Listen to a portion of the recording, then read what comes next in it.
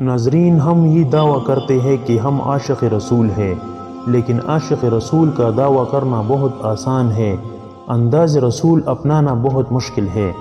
انداز رسول اپنائیں تو آپ کو نظر آئے گا کہ تپتی دھوپ میں رسول کریم صلی اللہ علیہ وسلم کی ذات گرامی ایسی عورت سے باتیں کرتی ہے جو ذہنی طور پر اپاہج ہے، اور صحابہ کرام رضی اللہ عنہ کہہ رہے ہیں، یا رسول اللہ صلی اللہ علیہ وسلم، آپ اس سے باتیں کر رہے ہیں، یہ تو ذہنی طور پر ٹھیک نہیں ہے۔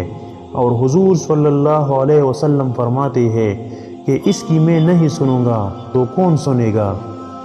معذور بچوں کو پڑھانے والے استاد اصل میں عملی طور پر عاشق رسول ہے، کیونکہ ان کے ساتھ کام کرتے ہیں جنہیں شعور ہی نہیں ہوتا۔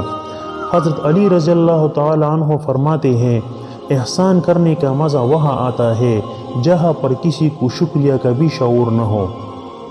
جب اللہ تعالیٰ یہ اعزاز دے دے تو پھر اس سے بڑی موٹیویشن اور کیا ہو سکتی ہے؟ اگر کوئی قدرتی قوانین سے متاثر ہے تو وہ اللہ تعالیٰ کی نگاہ میں عام لوگوں سے زیادہ ہے، اور جو اللہ تعالیٰ کی اس مخلوق کے لیے کام کر رہا ہے، جس کا صلہ اس مخلوق نے نہیں دینا، صرف اللہ تعالیٰ نے دینا ہے، اس کے لیے اس سے بڑا اعزاز اور کیا ہو سکتا ہے؟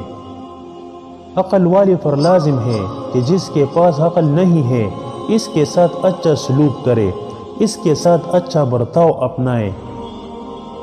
جب آپ کسی معذور بچے یا بالغ کے ساتھ خلوص سے بات کرتے، اس پر شفقت برتتے ہیں، درگزر کرتے ہیں، اچھا برتاؤ اپناتے ہیں، تو اس سے آپ کی روحانی قد میں اضافہ ہو جاتا ہے۔ ہم روحانیت کرتے رہتے ہیں، باب تلاش کرتے ہیں، لیکن اللہ تعالیٰ نے ہمیں کتنی ہی بار ولی بننے کا موقع دیا اور ہم گنوا دیتے۔ ناظرین، مزید دلچسپ ویڈیوز کے لیے چینل کو ضرور سبسکرائب کریں اور دوستوں کے ساتھ شیئر کریں تاکہ ان کی بھی رہنمائی ہو۔